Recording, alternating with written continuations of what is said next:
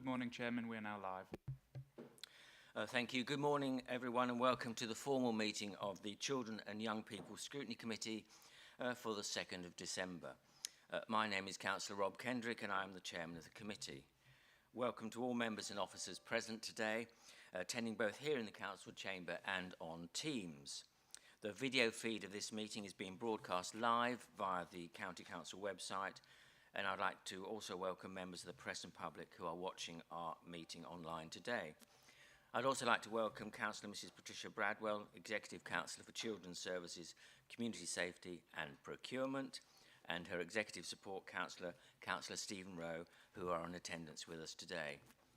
I'd also like to welcome the following senior officers from Children's Services: Heather Sandy, Executive Director, Children's Services; Martin Smith, Assistant Director, Children's Education; Linda Dennett, Assistant Director, Children's Health and Commissioning; Sarah Nardone, Assistant Director, Sector-Led Improvement; and Joe Kavanagh, Assistant Director, Early Help. I'd like to begin with the usual health and safety announcement. There's no fire drill planned this morning. In the event of fire alarm sounding, we need to leave the chamber through the rear doors and leave the building through reception into the front car park. We then need to wait in the car park for further instructions. Can I please remind everyone to ensure your mobiles and other devices are on silent mode? And when invited to speak, can you please ensure you switch your microphone on? Otherwise, those people attending via Teams and members of the press and public listening won't be able to hear you. And please be aware you need to speak directly into the microphones to be heard. If you wish to speak during the meeting, please raise your hand, and my Vice Chairman, Councillor William Gray, will make a note of that. Let's move on to the business of the agenda for today. Item 1 is apologies for absence and replacement members. Tom, please, do we have any apologies? Thank you, Chairman. We have apologies for absence from Councillor Tyrrell, and we have Councillor Ashton sitting for Councillor Wright for this meeting only, and Councillor Hall sitting for Councillor Matthews for this meeting only. Thank you. And I understand Tara Jones is not able to attend as well. Is that correct? Thank you. Item 2 is declarations of members' interests. Members of the committee are reminded that they only need to declare any relevant interests which have not been declared on their declaration of pecuniary interests form. Do any members wish to declare an interest? I think that's a no. We'll move on to item 3, which is minutes of the reconvened Children and Young People Scrutiny Committee, which was meant to be on the 9th of the 9th this year, was in fact held on the 21st of October. This is to confirm and sign the minutes from the reconvened meeting as a correct record. Do I have a proposer and a seconder? Councillor Noy? Councillor Smith, thank you. Let's vote on that one, please. Those in favour, please raise your hand. Any against? Any abstentions? 2 abstentions. Thank you. That's the minutes agreed. Item 4 is minutes of the Children and Young People Scrutiny Committee meeting held on the 21st of October. This again is to confirm and sign the minutes of the meeting held on that day as a correct record. Do I have a proposer and a seconder for that one? Councillor Noy and Councillor Smith. All those in favour, please raise your hand. Those against? Abstentions? Thank you very much. Thank you. That's the minutes agreed. Move on to item 5 now, which is announcements by the Chairman, Executive Councillors and Chief Officers. My announcement so far is Democratic Services has held an election for a new Parent Governor representative to replace Miss Alex Sayer on the Overview and Scrutiny Management Board and the Children and Young People Scrutiny Committee. Unfortunately, no nominations were received, and Democratic Services will look to hold a further election in the new year. And also Democratic Services have been advised by the Diocese of Lincoln that the Reverend Philip Johnson is no longer the church representative on the committee. Reverend Johnson was appointed as church representative added member on the committee in November 2017. And therefore, on behalf of the committee, I'd like to record our thanks to Reverend Johnson for his time and commitment over the past 5 years. And a replacement is now being identified by the diocese. And just to make everyone aware, I'm intending to have our customary 10-minute comfort break before item 9 on the agenda today. for the members who've not been on the committee before, this is the thing we introduced some time ago, and it's proved to be very helpful to the conduct of the meetings. Executive Councillor announcements. Are there any Executive Councillor announcements from Councillor Mrs. Patricia Bradwell? Yes, Mr. Chairman, just to advise the committee that we have been notified of a youth offending service inspection after Christmas. So obviously we will report back as we usually do when we get the results of that inspection, but usually it's quite a few months after the inspection when we hear back. But yes, so yes, everybody's going to be busy leading up to Christmas. But anyway, but I just wanted to let everybody know. Thank you. Thanks very much. Chief Officer announcements. Are there any Chief Officer announcements? Heather? None from me, Mr. Chairman. Thank you. Thank you very much. We now move on to item 6 on the agenda, which is the Joint Diversionary Panel update on recommendations from the University of Lincoln evaluation. This item sets out an update and recommendations from the university's evaluation, and I'd like to welcome Andy Cook, Head of Future for Me and Youth Offending, who's attending to present the report. Also welcome to Detective Chief Inspector David McKean from Lincolnshire Police and Tony Price, Joint Diversionary Panel Coordinator, who are also in attendance today. But it's over to you, Andy. Thank you, Mr. Chairman. So as you set out, the purpose of the report today was really to give committee members an update about the progress in respect of the Joint Diversionary Panel. And we were here in October last year and accompanied by Dr. Subon Taylor from the University of Lincoln, who'd obviously completed the evaluation of the Joint Diversionary Panel. And I suppose just for a very brief recap in terms of what the Joint Diversionary Panel is. It's our out-of-court process for working with children and young people in Lincolnshire, which we established in 2017. And obviously it's a really collaborative piece of work, a project which we established with Lincolnshire Police, and really delighted that Dave McKean's here from Lincolnshire Police today to obviously support that, and he's taken over from Chief Inspector Darryl Pearce, who's previously come before the committee, and obviously this is now Dave's area of responsibility as well within the force. And really, I think what to sort of summarise, what we said from the outset was that the evaluation was a really key piece of work in being able to give us a sort of an objective sense of where we were in terms of the direction of travel since 2017, in terms of the work that had been done within the panel. So hundreds of children and young people have been through the panel and been offered obviously really what we feel is timely and holistic support. So I think that was really clearly highlighted within the evaluation report. The findings within the evaluation report were overwhelmingly positive. We really recognised that, and I think that was highlighted when we came in October last year. But we did obviously commit to the fact that there were some key recommendations that Subon Taylor highlighted. So what we did post that report being published was set about looking at those 5 key areas, and I've tried to sort of break those areas down in terms of throughout the report. And also what I'm going to do, I'm just going to take you through what those 5 key areas actually consisted of, and then I think what would hopefully be really helpful is that Tony, in terms of his role as the Joint Diversionary Panel Coordinator, is just going to take a couple of those areas just to discuss about how they've actually made a difference on the ground in terms of how we work, particularly with children and young people. And there was another area, particularly in respect of victims as well, and the support we offer to victims through that process, just to hopefully bring that to life in terms of the progress that's been made through the development plan. So of the 5 key areas that Dr. Subon Taylor discussed through the publication of an evaluation, she'd asked us to look at the development of a young person's participation strategy. So she felt there was a bigger scope for ensuring young people's views and contributions were embedded more systemically within the process. And that was obviously key to ensuring we had the young person's voice within the panel. There was also a recommendation in respect of expanding the Future for Me offer, so building upon the creative and innovative approaches that we've already got. We felt genuinely that we had a really significant offer in respect to Future for Me, but we were just obviously looking at that in terms of how we communicate that, people's awareness of it, and how we reach others within the community in respect to that. As I said, one of the really key elements within this, and it took a real focus within Sue's report, was about increasing victim participation.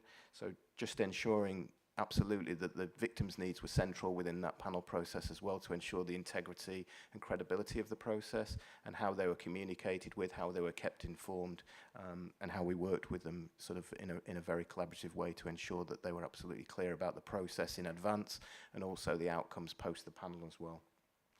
There was a fourth element of development in respect of data analysis and just about how we capture qualitative and quantitative data in respect of children and young people within the panel and where that's reported into. And obviously there is an obvious pathway for that because we've got a Youth Offending Strategic Management Board with various people within the room today are key members of that, and Becky Bailey is the chair of that board from the probation service.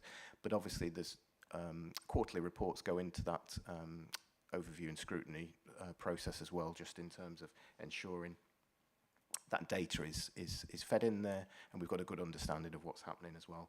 And the fifth and final recommendation was just really about improving communications and sharing success stories, which again is a really key aspect of the work that we're undertaking and ensuring that it's known and understood by those in the community, the difference it's making, and being able to highlight that within perhaps the limitations of what we can and can't share, obviously because of some of the offences, but I think just some of the overriding success stories that we've had in respect of working within that panel over that period since 2017, which seems quite a significant period of time now, and obviously we tried to come back, I think, to the committee over that period of time, and as I said, and I think one of the things I've really sought to highlight within the conclusion of my report is that I don't think we've ever been complacent in respect of where we are. We've welcomed the feedback. We've welcomed, obviously, the evaluation from Dr. Bond-Taylor because we've seen that as the whole learning and development process of where we want the panel to move towards to ensure it's the very best it can be for all the relevant stakeholders.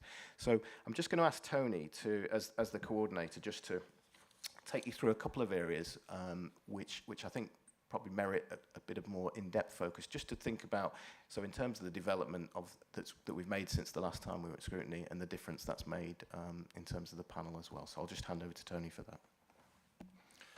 Morning. Thank you for the opportunity of coming back and being able to give an update with regard to our joint diversionary panel. I think it's important to set our comments against the backdrop of the fact that actually everybody does diversion slightly differently across the country. That can be hugely frustrating for us at times in terms of working with young people that perhaps move to other areas.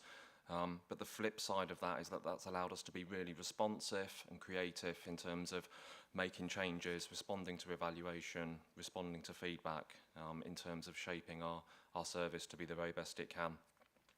I'll talk through a couple of the changes that we've made. So my role is to coordinate our joint diversionary panel. So that involves working closely with police colleagues with regards to gatekeeping, screening of referrals, having oversight of the information gathering process, which allows us to be holistic in terms of having that overall view of the young person in order to make the best possible decision. And then ensuring that facilitation of those outcomes, whether they're delivered in-house, whether we do that through other services, other areas, if young people move out of county, etc. So having oversight of that process from start to finish. Andy's mentioned a couple of changes, which I'll reflect on two, really significant ones actually. The first one of those is around the voice of the young person. We feel we've made huge gains here really in terms of contributing to the core principles of the panel, certainly in terms of ensuring that we've got as good a holistic and complete understanding of that young person's situations as needs as possible, so that we can look to put the appropriate intervention in place at the right level and at the right time. So all young people are seen face to face prior to panel now. That's the significant change since we last spoke to you. So an allocated worker will go out, they'll meet with that young person, and the purpose of that visit is multifaceted. So as well as allowing us opportunity to dig down in terms of trying to understand that young person's motivation and intent, which is obviously, as you can imagine from young people and how they may respond to interview questions, is often missing from potentially the information we get at the point of referral. So often we will have a lot of confirmation around the what happened, the when it happened, who might have seen this happen, but actually in terms of the why, Previously, we were kind of left filling in the blanks, it's fair to say, sometimes, in terms of really understanding, particularly those offences that on face value may not have an immediately clear motivation. So an opportunity to speak to young people in terms of trying to understand their motivation and intent, both in terms of how they were feeling at the time of the offence and perhaps their reflections on the offence, on the impact of their actions at the point that we see them down the line. Outside of that, though, that contact is also used in order for us to speak to the young person to identify what's positive for them in their lives, so who their support networks are, what's working well, their worries, their concerns, what they see as important. That again has fed into that discussion process that we have at panel in terms of actually, with that additional level of insight, being able to ensure that the intervention package, the disposal that we put in place, is specific to that young person, is meeting their needs, and often then combining that information and view of the young person with the information provided from agencies gives a really clear picture in terms of how we're best approaching that in order to bring about desistance and reduce factors such as risk of serious harm and the likelihood of reoffending for that young person. Another area of change that we've made is around victims. Obviously key to our process, both in terms of ensuring that the victim's voice is heard through the panel process, but also in terms of ensuring that we're giving the very best restorative disposals that we can. So every outcome that we give from our panel process will have a restorative element. In terms of best practice, if we're able to do so, then that will be something that's direct to the victim, if that's possible, if the victim's on board with that. But even if not, we would certainly look to ensure that there's a positive payback element towards the community at the very least. All victims, where they're happy to do so, are contacted by our victim officers prior to the panel process. The nature of that contact, again, is to speak around impact, so certainly in terms of impact at time of the offence, but also to gauge ongoing impact that victim may be dealing with. It's also to find out whether there's perhaps been any retargeting of that victim, whether those behaviours are still ongoing, whether they're still experiencing issues. Equally as important, that's also around exploring potentially what we may be able to do restoratively, so that when we go into that panel process and make that decision, we've got a clear view in terms of the victim's feelings towards, are they happy to engage in something direct with the young person, whether that be receiving an apology letter, whether that be through a supported and supervised restorative conference with the young person, whether it be a particular community project that they feel it would be appropriate for that young person to pay back to in terms of that element of the outcome. Our victim officers then attend our panels as well. So again, rather than that just being words on a sheet of paper that are circulated to panel members, they're able to really emphasise in terms of ensuring panel members understand the ongoing impact and how that victim's been affected. And equally alongside that, how perhaps we can include that victim in a restorative outcome that has a positive restorative element for both the victim and the young person as well. The victim officer's role continues beyond panel, depending on the needs and will of the victim. So some victims will ask to be updated. We work in line with the victim code, which governs how victims should be dealt with nationally. Also within this last year, we've developed a specific victim charter, which outlines the responsibilities of us as a service towards victims and tells victims the service they will receive, what they can expect from us. So if they wish to receive updates, then our victim officers will maintain in contact with victims throughout the process in terms of being able to give updates as to how a young person is doing, when pieces of work are completed, when disposals are completed.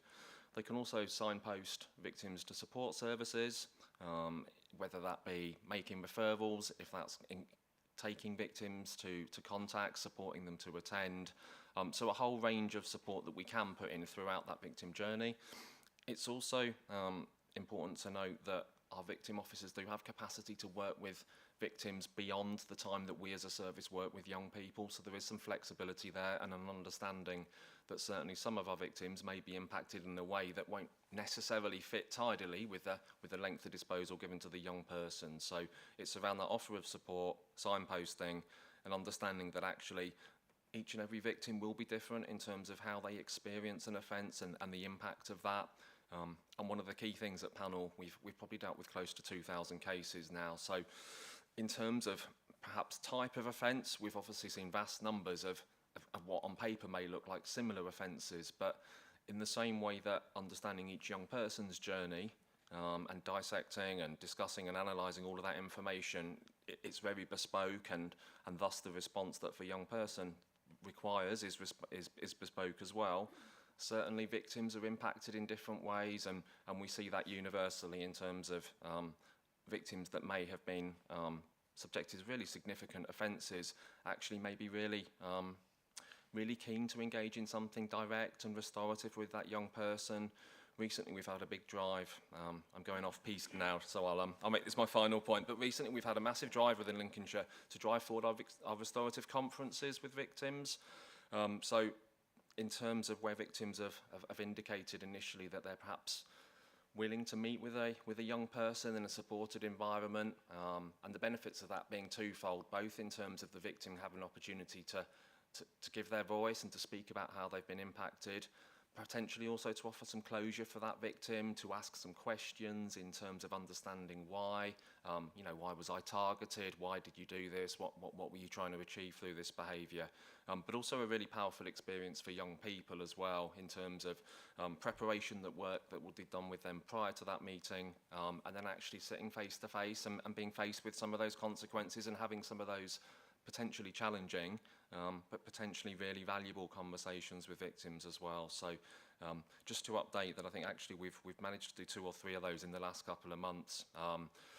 In previous years they're really difficult to manage, both in terms of actually having a victim that's on board with that and then having kind of a young person that will engage with that as well. But we've had a massive drive in terms of upskilling staff, training, etc., in terms of driving that forward to again make sure that restorative element is as strong as possible, and where possible that's direct and meaningful to victims as well. Thank you, Tony. So really, I think obviously Tony's just highlighted a couple of areas, but I think what we felt to be perhaps the most significant 2 areas where that sort of came through the evaluation, and that's not to say the other areas weren't also a focus for us, because I think we've invested heavily in terms of development of those other areas. I can absolutely assure you there's been progress against each of those 5 recommendations. We've tracked them throughout the course of the year through a plan. The plan's been overseen through a structured meeting that we hold on a quarterly basis just to assess ourselves about where we've got to in relation to that. And I think that progress has really, I think, again, demonstrated the commitment that we've got to wanting to constantly evolve, constantly develop and test ourselves against, practice both sort of regionally, nationally, and just ensuring that the very best outcomes are there. So, yeah, as I said, I think all 5 areas have demonstrated some really key progress, but as Tony said, the child's voice, if you like, within the panel process has been so integral to the way that it works. And I think obviously that desire to ensure that victims are absolutely at the heart of this and are involved, engaged with, supported is also so key to making it a success as well. So I'll just conclude on that point and happy to take any questions. Well, thanks very much for that very comprehensive report. You've certainly given us a lot of information there. So it's now over to members of the panel, or the committee rather, to speak to the report, to ask any questions or make any comments. Councillor Gray, do we have any speakers? Councillor Mrs. Kelly. Mrs. Gilly. Thank you very much for that really interesting report.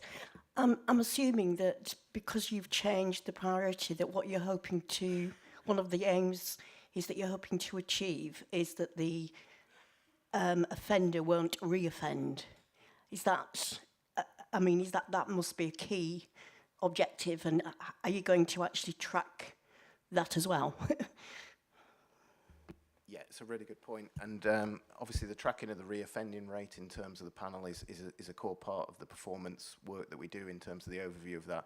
And the indications in terms of tracking that over that period of time is that, as Tony says, where you can have those restorative outcomes, and this is true nationally as well, it's evidence that it results in a far lower re-offending rate. And I think on average, we're looking at re-offending rates at least 10 points below what you would see through the statutory work that comes out of court. And I think, again, that really highlights why we've invested in this, why we feel it's the right way to go, because, as you said, it's about what's right for victims, obviously, as we talked about, but also ensuring that ultimately young people get that support and don't go on to re-offend. And it's really interesting, just based on that point that Tony made, because I think within our engagement with victims about those restorative processes, they're not in the main seeking really punitive responses. All they actually really want is for this not to happen again to anybody else. And I think that's that sort of insight that we get from victims and how that then challenges young people about their behaviours, you know, also contributes to that reoffending rate as well being lower.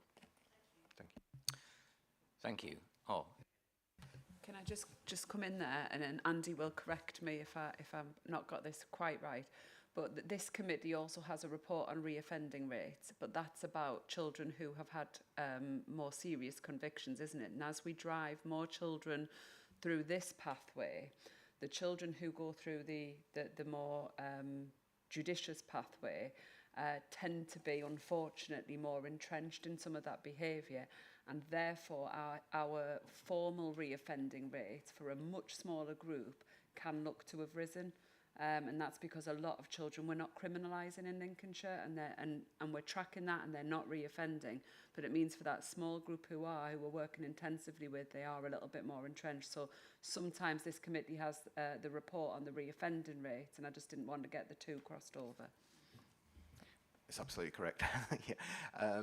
And I think, you know, as I said, we do look at obviously both elements of that, but I think a really interesting point for the committee to note is that our workload now is split probably 65-35 towards the out of court disposal. So if I went back 3 to 4 years, it would be the other way round. So 65% of our work now comes through the joint diversionary panel, which again just demonstrates that is the core aspect of our work. And it's not to dismiss the work that comes through court, but that's probably, as you said, for a more sort of entrenched elements of some aspects of it, and clearly the more serious offences which aren't eligible for the panel as well. Yeah. thank you for that. Councillor Hall, I believe you have a question. Thank you, Chairman. How do we benchmark how well we are performing and the impact of the JDP? Are we in line with other local authorities? We do look at that. I think we look at, obviously we've had sort of reviews. We've utilised the evaluation in terms of being able to benchmark that as well. We obviously look at the reoffending data in terms of being able to support that narrative as well. I think obviously, and what we'll also have, as Councillor Bradwell referenced, is we will have the inspection as well in January, which will obviously, that will fall into focus in terms of our work, because it absolutely falls within the inspection framework also. So I think what we've done, we've had and I've referenced this in terms of, I suppose, our willingness to sort of self-evaluate, is inviting people to the panel to observe and be able to feed back to us about their observations. So independent people being able to come and observe. We've also done some work with MOJ and DFE in terms of them looking at the processes that we undertake as well, to obviously ensure that it's you know, it's a solid process. But actually, a core element of that will be encapsulated within the forthcoming inspection as well, in terms of us being assessed or graded, if you like, in terms of our work in respect to that. But we've done that continuously throughout, and I think inviting others to come in and assess the work we've done, and also then capture data, both qualitative and quantitative, to be able to assess that as well and benchmark ourselves against that also. Thank you. Joe, I believe, did you wish to make a comment? It was only just to say that I'll be covered off in my item around performance, because I'm pleased to say this is one of the areas where we've exceeded our target. So you can, we'll talk through some of that benchmarking, but yeah, just to add to what Andy said, it's really positive. Thank you. Councillor Cleaver, you have a question? Thank you. I notice in the recommendations, number 4, it says the opportunity for quantitative data analysis has been limited within this evaluation. Why was the opportunity to do that analysis limited? And I presume that we'll be seeing some more quantitative analysis in future, because one of the things I note that's missing is any stats, any level of sense of volume, of number of people going through the system or anything like that. There's nothing there at all in the, and I think I've made this, I made the same comment previously when we've had Joint Diversionary Panel present to us. So I just reiterate that, and I hope that we will see some more quantitative analysis so we can see exactly what's going on in a sense of volume and perspective. Thank you. Yeah, absolutely. And I think obviously we've brought other reports, I think, where we've probably given the focus around gender age, volume, offence types, and all of that data is absolutely available. I think what we, I guess, narrowed our focus down towards in terms of this report was the key recommendations and being to assess ourselves against those key recommendations. But I think those quantitative sort of measures, if you like, are absolutely there. We utilise them. They go into our Strategic Management Board quarterly performance pack, so there's a transparency around that, and obviously key partnership members are represented within that. So again, that's our sort of benchmark for that. But more than happy that obviously that data is readily available. It gives us a key understanding of the volume that we're seeing, the workload that generates, and also I guess any emerging trends in respect of offences or perhaps localities where offences are being taken place as well. Thank you. That sounds very interesting. Councillor Gray, I believe you have a question. Yes, thank you, Mr. Chairman. Thanks for that very detailed overview. Clearly, the panel's been very, very successful. But I was just wondering, given the success of the panel, how are you promoting that best practice with other local authorities and indeed our district council colleagues? And this is a real good news story. And so are county councillors here aware? I mean, I know we are aware on this committee, but I think it'd be nice for all of our colleagues to be aware. So I just wondered, how's that happening? Or is it happening? So it's a really interesting point, and one which we have sought to address. So Tony and I recently went to West Lindsey and gave an overview of this work to the West Lindsey Scrutiny Committee. So we did that, really well received, generated lots of questions. I accompanied Debbie as Chief Executive on a Teams call to all the district Chief Executives as well, and went through that as well, just to obviously highlight. We've been invited to, obviously that, we'd already been invited to West Lindsey. We've now been invited to North Kesteven as well for them to hear more in respect of that. So, and I think again, a lot of this has come from Tony's ability and willingness to have people there as observers, for them to go away, to that obviously sows a seed in relation to people wanting to come and see. I think we're very transparent about people being able to see the workings of the panel as well, to be able to highlight good news. And I think, again, particularly for those district councils, that's been really key to them understanding how we work, and then for them to share with their councillor colleagues in respect to that. And as I said, the West Lindsey event was one which, for us, we felt was really, really positive. I think they had the police in previously to discuss that.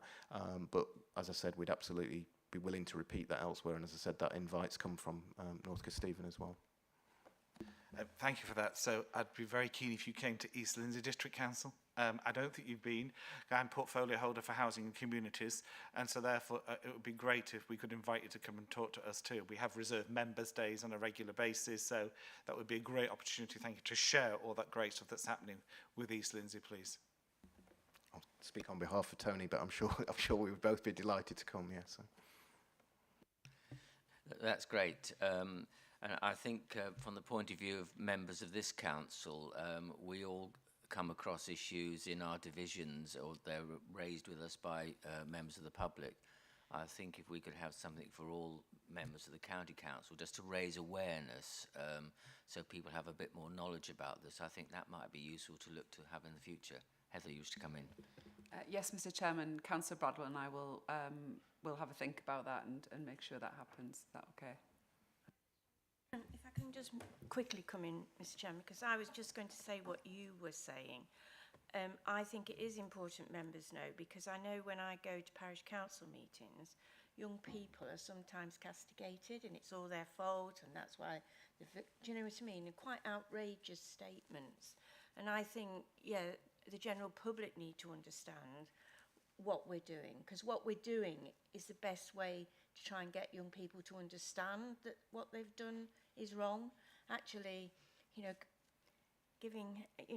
going at it in a different way, probably a more stricter way, and that actually we know young people wouldn't take those views on board, and that, so the work that we're doing, I'm not just saying this because I actually have responsibility for this area, but the work we're doing in Lincolnshire is not happening in anywhere really across the country. I mean, we are, we're really working with our partners in a much different way if you look at the old youth offending service it is now. But the results we get, and those young people then can go on, they can continue with their education, and that, I just think there's so many benefits. But for me, it is about us as councillors being able to say to members of the public, actually this young person has had some work done with them, you know, they have understood that they were wrong, because I think that's quite important. Thanks very much. That's very interesting and encouraging, and we look forward in due course to having some information for members. That's great. Councillor Gray, do we have any further questions? No further questions. Thanks very much. Just to recap on the actions required of us, we've been invited to review and seek assurance on the progress against the recommendations contained within the evaluation and the ongoing development of the Joint Diversionary Panel. I therefore propose that the committee has reviewed the report and is satisfied with the progress made against the recommendations contained within the evaluation and the ongoing development of the Joint Diversionary Panel. And I think we've picked up 1-2 comments that Tracy's noted, such as the one we discussed just a minute or two ago about information for members of this council. So I therefore propose that we've accepted that. Please, can you raise your hand if you agree? That's agreed. Thanks very much. And thank you to Andy, Tony and Dave for your attendance this morning. Appreciate that. Thank you. Feel free to leave the meeting if you wish to.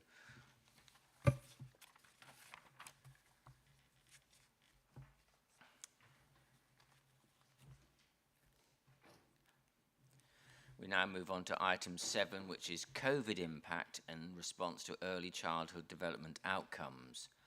This item provides an update on the impact of the pandemic on young children's learning and development and identifies the current communication and language development and social skills in young children. This report was requested by the committee at our meeting in June this year, and I'd like to welcome Nikki Myers, Interim Head of Service, Early Years and Child Care Support, and Lynn Wilkinson, Lead Nurse, Children's Health for years 0 to 19, who are attending to present the report. We also have Linda Dennett, Assistant Director, Children's Health and Commissioning, in attendance to help answer any questions. But it's now over to you, Nikki and Lynn. Thank you, Mr. Chairman. So this report was written to provide an update on the impact of the pandemic on our very youngest children and to provide available progress data to help benchmark where we are in Lincolnshire compared with regional and national statistics. So I'll pull out the main points of the report. In the spring term of 2022, Ofsted drew together some evidence about the ongoing implications of the pandemic on children. This detailed that the pandemic had continued to affect children's communication and language development, and many providers noticed delays in their speech and language progress. Providers are making more referrals for external help than before the pandemic and are waiting longer for this specialist support. To compensate, providers were making sure that children were learning in language-rich environments with a focus on extending vocabulary and practicing speech. Staff shortages were affecting the quality of teaching and implementation of catch-up strategies. These shortages are a national issue. We measure children's attainment at the end of the early years foundation stage. This is at the end of the reception year. The early years foundation stage profile provides an accurate national data set relating to levels of children's development at the end of the EYFS stage. Children with a good level of development are those achieving at least the expected level in the following areas. So communication and language, physical development, personal, social and emotional development, and literacy and mathematics. You'll note in the report that the report says this is unvalidated data. I can now confirm that the data was validated on the 24th of November with no change, so it is validated. There was a national drop in outcomes for the EYFS profile, good level of development. The national average is now 65.2% and Lincolnshire is 64.2%. Whilst Lincolnshire sits below national, this year's data shows that the gap has narrowed and it's just a 1% difference. Due to COVID, our data sets before this was in 2019 and presented a 2.2 difference between the national average and Lincolnshire. Lincolnshire's outcomes are above national and regional in most goals, particularly in the prime areas of learning. The prime areas of learning are personal, social and emotional, physical development, communication and language. Lincolnshire is below national average in self-regulation, writing and mathematics. We are working in a range of ways, offering specific support and programmes to improve educational outcomes for children. All of this is detailed in the report. Just to mention some specifically, we are working closely with the Teaching School Hub to share data and research so that bespoke support can be offered to reception classes in schools, focusing on the key areas such as language and skills. The government has announced a package of measures to support children's education and recovery in the early years. The early years education recovery programmes includes 3 elements. Universally accessible online training to improve the knowledge of child development, so practitioners are better able to support the development of the children in their care. That's the first area. The second area is experts and mentoring programme of sector-led improvement. Access to mentoring support for early years practitioners to help strengthen children's learning and development. Lincolnshire has an area lead for this and has identified 18 settings to be involved. The third element is early years stronger practice hubs for settings to explore opportunities for innovative practice. The purpose is to provide advice, share good practice and offer evidence-based professional development. The proposal is for 18 hubs across the country, approximately 2 per region. We know that Lincolnshire has submitted some applications and we are waiting to hear. Evidence shows that attending high-quality early years has a lasting impact on social and behavioural outcomes of young children, so we work really hard to ensure that parents know their entitlement for funded places. The take-up of early years entitlements continues to improve following the pandemic. There is a reduction in the number of families eligible for 2-year-old entitlements nationally. However, the number of children accessing provision continues to be maintained in Lincolnshire, showing a steady growth in attendance. The 3- and 4-year-old numbers are increasing within the county and compares favourably to the national average. Attendance at Lincolnshire's children's centres has significantly increased since COVID restrictions have moved, and that shows an upward trajectory of attendance, and our registrations are 100%. Our commissioned early years providers continue to offer sessions proving very popular with families. Families are being encouraged to drop into centres to utilise resources and access the support available. The Family Hubs and Start for Life programme, Lincolnshire have been selected as one of 75 local authorities to benefit from the government's Family Hub programme. Family Hubs were championed in the government's 2019 manifesto. The programme stems from clear evidence that identifying risks early and preventing problems from escalating means better long-term outcomes for children and their families. It aims to address this by providing a focus on the first 1,001 days in a child's life, as well as ensuring all families can access universal services and advice and guidance in a welcoming hub. I will now pass over to Lynn, who will give you an overview of the impact of the pandemic on young children from a health perspective. Thank you, Nikki. I just wanted to focus on the health visiting service and just wanted to pull out some key points from the report that's been submitted.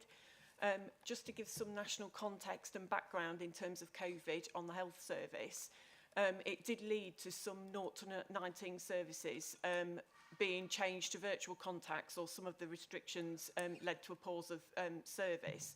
So it meant that we had to have a stronger risk management process in terms of case management and making sure that we identified our most vulnerable children and families to prioritise that work.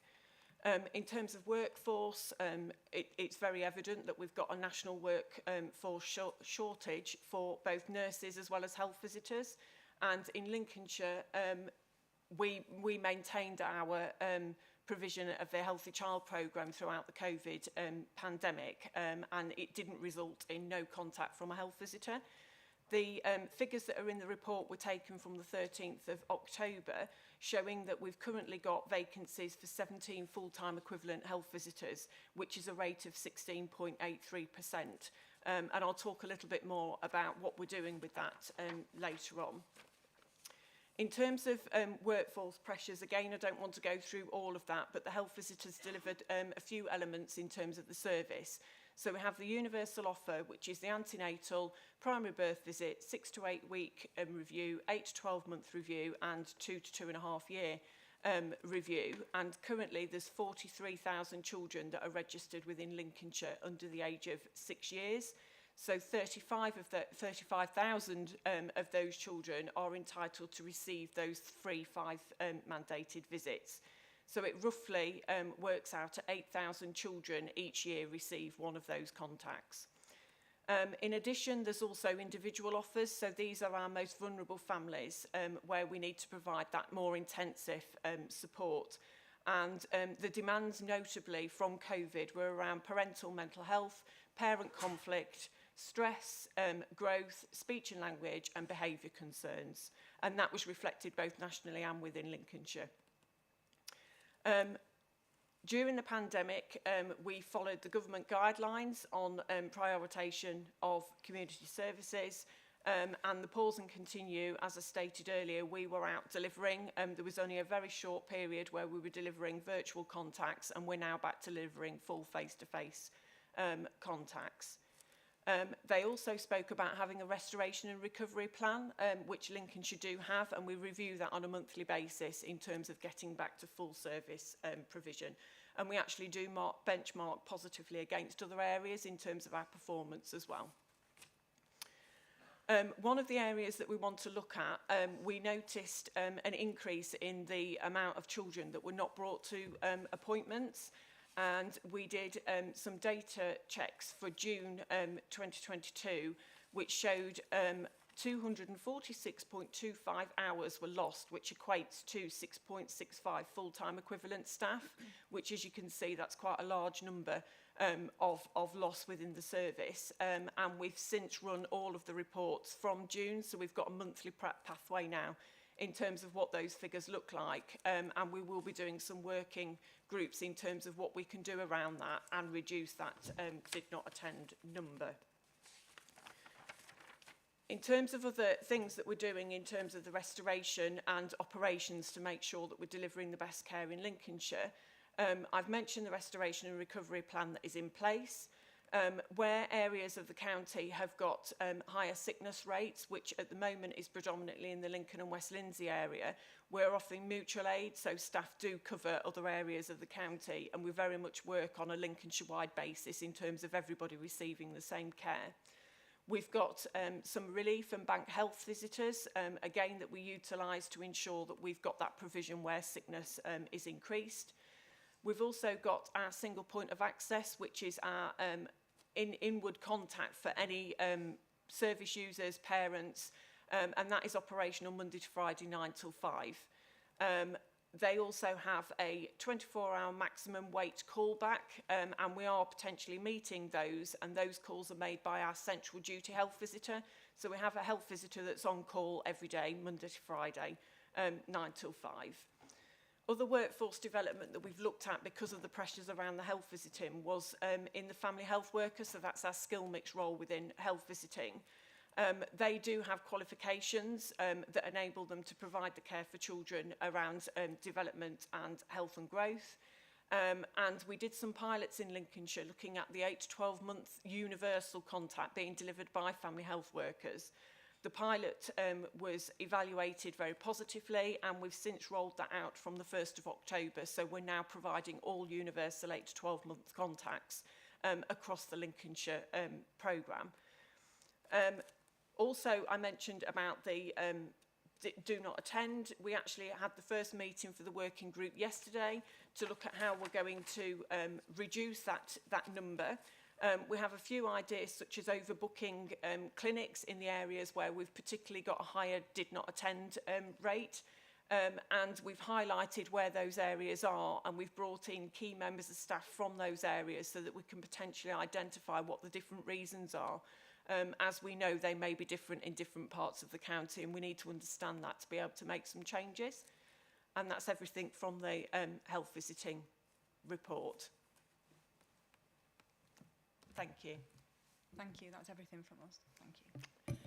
Thanks very much. There's an awful lot there to digest, I think, and obviously the legacy of the pandemic lingers on and has obviously created a lot of problems and pressures on the service, and hopefully over time we'll overcome those things. And it's interesting to hear actions being taken, such as on DNA and things like that, because that is a waste of resources that people are not turning up for appointments and things. So I think that is a concern. Councillor Gray, do we have any questions? Yes, Councillor Smith. Councillor Smith. Thank you, Chairman. I pray your indulgence as I have a few. You'll be relieved to know not all are lengthy. Do we have any idea on the long-term impact on children around their development issues around speech and language? Because obviously if schools and other settings are having to use that time to develop this, then the time they would have used for other things is being lost because they're having to develop speech and language. what's been the wider educational impact on children who have suffered developmental issues, as the report has alluded to, i.e. working groups? And are some the issues that sort of have been raised in the report, are they more prevalent in boys, as some issues often are? Do we have an approximation as to when pre-COVID service levels will return for health visiting and other services? Could we also explain, please, what self-regulation means? Because having read the report and read it multiple times along that section, I am still not entirely sure what it relates to around the GLD goals. And you've alluded to do not attend. Whilst I understand the rationalisation, what could you advise what would happen if, in the unlikely event, all appointments were taken and everybody turned up as they planned to? What would happen? Would somebody be turned away, or would support be found so that those appointments could take place? Thank you. Who's going to kick off with that one? Always guarantee that Councillor Smith has a question or two up his sleeve. I'll do my best. So, an idea of long-term impact on speech and language. Well, we know that nationally, speech and language referrals have gone up 10% across the country. We are working really hard with everybody involved in the early years sector to look at pathways for children, to make sure that they have the earliest support that they can have. We're certainly working with the whole sector, the early years sector, on that. The long-term educational outcomes, obviously we'll have to wait to see what that is, but what we can say is there's a range of catch-up strategies. All of the government initiatives are targeted towards the 0 to 2 particularly, to have a look at those strategies, with specific strategies as well around speech and language for 3 and 4 year olds. So part of the Family Hubs programme it does, all of that funding is going into the early years. That's significant investment in the early years, and there are a number of catch-up strategies within that. So we're working really hard, as I said, with the the Teaching School Hub as well, to look at district level data, which we've just received that from Performance, to look at those patterns so that we can really work with the areas that need it and the schools that need that in the reception classes. Self-regulation, that's linked to behaviour. So you do co-regulation with children first as an adult and the child, and then self-regulation comes from that. So it's probably not a full explanation, but the self-regulation is linked to that behaviour of children and be able to regulate their behaviour. And so that was down in Lincolnshire. So we're looking at a number of strategies to support the early years sector with that. If I can come in here, thank you very much for your questions. Some of them are really interesting and things that we have thought about, so I'm pleased that you've picked them up. In terms of the long-term impact in speech, we've actually introduced a tool called the ELIM, which is the Early Language Indication Measure, and we're using that within the 2 to 2.5 year assessment specifically to identify those children that will have particular speech problems, so that we can diagnose that early and get them into key services at that time. And that may be that either we are delivering additional services or working very closely with the early years in terms of what is on offer within the children's centre, but also ensuring that we do get those children that need specific support from speech and language therapy, that we can get those referrals in, and we will work very closely with those. So I think that's another indicator in terms of the long term around the speech and language. The question about the approximate time frame for the pre-COVID services, I'm happy to say, because of the work that we did with the skill mix within Lincolnshire, the only contact that we're not delivering at the moment, which is the universal mandated antenatal contact. Obviously we do triage them and we make sure that we see the most vulnerable. We have got some other work that we're doing in terms of the workforce strategy, because we know that health visitors are low across, nationally. So this year we've got 7 student health visitors that have all been offered positions from September next year when they qualify. And we've done this based on previous students' feedback where they've not remained in Lincolnshire. So we've given them that offer early so that they're settled within the team, and they will then get the offer in the team where they've done their training. So we're hoping that that will have a significant increase in staffing next year. So I think the time frame trajectory, I would like to see at that point, we will be in a much better staffing position. And at that point, we will be delivering the full Healthy Child programme. Obviously, the Healthy Child programme's also gone through a revision in 2021. So we're also looking at how we can best deliver that in the most effective and efficient way. And obviously myself and Nikki are working very closely in terms of that early years overlap with health and working it together. In terms of the DNA, I thought that was a very, very good point and something that we have considered, because you could probably guarantee the one time we've done the overbooking of the clinics, everybody arrives. And obviously we would make sure that we've got additional support there that are doing some of the key tasks. So it may be that they've got admin responsibilities that day, but if everybody turned up, they're there to make sure that we're not turning everybody away. I do think that DNA work stream will be very effective in identifying exactly what it is are the issues for the reason people are not attending. We do send text message reminders out, and we have noticed a slight decrease once those reminders have started going out. So we just need to explore that a little bit more now and understand exactly what the barriers are. Thank you. Thanks very much. Heather, I think you wish to come in. Thank you. I just wanted to come in on the returning to pre-COVID levels of service. I just want to highlight to the committee and also to members of the public that our levels of service have been well above other areas throughout the pandemic and remain well above other areas. We've talked about previously how in other areas health visitors were redeployed to vaccination centres. That didn't happen in Lincolnshire. In the second lockdown, there was actually a prevention of that happening because of the impact that had on under ones in other areas.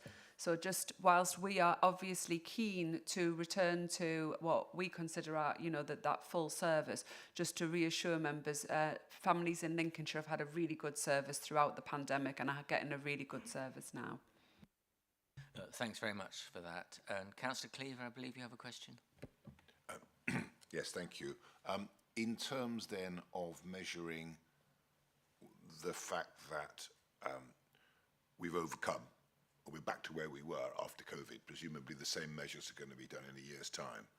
And then obviously you'll take measures, or you'll then recommend measures to make sure that if we're not back to where we were 2.5 years ago, however long it is ago, then obviously you'll have a plan in place to say, why is that and what do we need to do? I take that as read, but I just wanted to be clear that that was going to happen. A couple of points of more detail in the report, and really it's just I suppose to complete my understanding of some of these things. In the section on page 29, it mentions children's centres, and I have to be honest and say the children's centres are not something I'm very familiar with, so forgive my ignorance. It says registrations are at 100%, and then attendance this year is at 62.72%. So a couple of things about that. What are the criteria for registration? How do you know that 100% of people are registered? And then how does the 62.72% attendance work? What is it that people are required or asked to attend? Because that's not clear from what you've written. And is that 62.72% higher than pre-COVID as well, or is it lower still? And then the next section, which I have to say I was a little surprised at, because it literally is a one-liner. Under immunisations, you say Lincolnshire childhood immunisations at 2 years and preschool currently fall below the 95% required for herd immunity, full stop, and nothing more. Is there a little bit more you can tell us about that? Are there any steps that are being taken? I mean, how far below the 95% are we, and do we need to do anything about it? So a couple of points there. Thank you, Councillor Cleaver. Some good points there. So if I can answer some of the first ones first. So the good level of development, that is a measure that's taken every year. It wasn't taken during the COVID period. So our data set before this year's summer was 2019, which I referred to in the document. So that will happen again next year. And again, strategies put into place where we fall below national, or where we want to achieve higher for our children in Lincolnshire. So the children's centres, we have 48 across the county, really very well used and very well received. We are back to pre-COVID attendance at our children's centres, and our attendance is measured, so it's 62.7 that it refers to in the report. That measures the school readiness offer that we give to all families within Lincolnshire. So that's children that are accessing a children's centre session, and we have a commissioned service that delivers lots of activities in there. And then we have the school readiness offer through the sector, so through if children go to day nursery, a childminder, so we measure that as well. So that is the offer, and it's on an upward trajectory, as I said, and parents are really coming back into the children's centres. I think that was all of mine. So.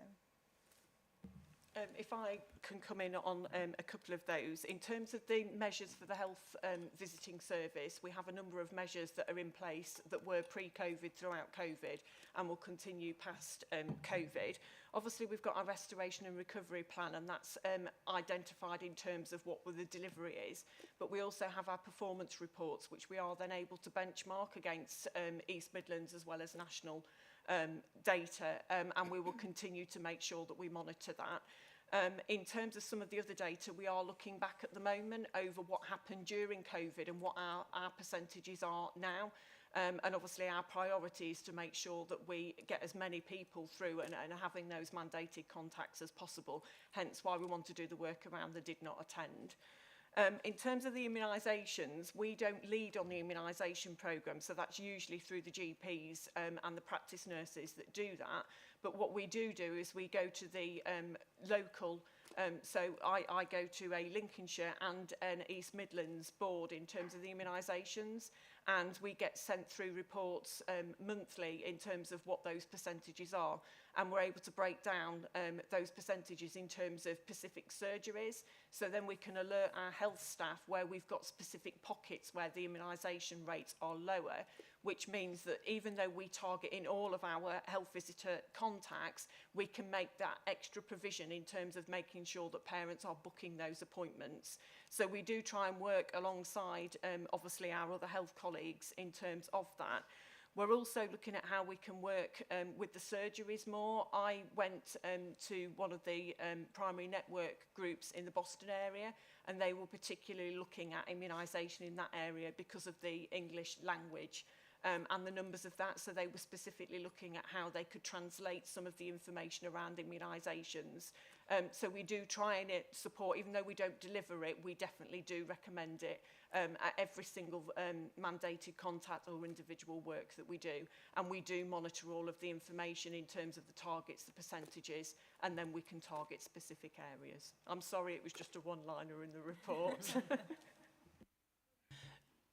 Joe, I believe you wanted to say something? It was only just to give the offer to everybody, including Councillor Cleaver, if you wanted to visit a children's centre. I know that Nikki and Lynn would be really happy to accommodate that. That's a great offer. Thanks very much. And I think, yeah, the more we can learn about what goes on in children's centres and elsewhere within the service, I think it's very useful for us. Do we have any more questions? Councillor Hall indicated. Thank you, Chairman. Just looking at the table at the top of page 28, it is interesting that where national is green, we are red or amber, and where national is red or amber, we're green. Is there any explanation as to why we are performing differently to the national picture?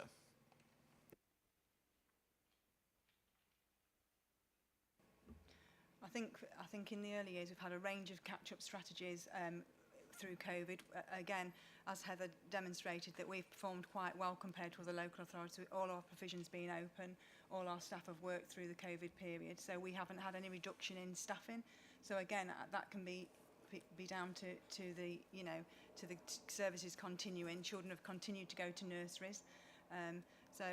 And we have specific catch-up strategies from 2019, particularly one that I was thinking of in Boston and South Holland, where English was additional language. We had particular catch-up strategies in there, and if you notice, Boston and South Holland, their figures have come up for the good level of development. So we look at what the impact of what our strategies we've put in before to look at where we're going next. So that was a specific strategy that we had in with Boston and South Holland that we've discussed with the teaching school hubs.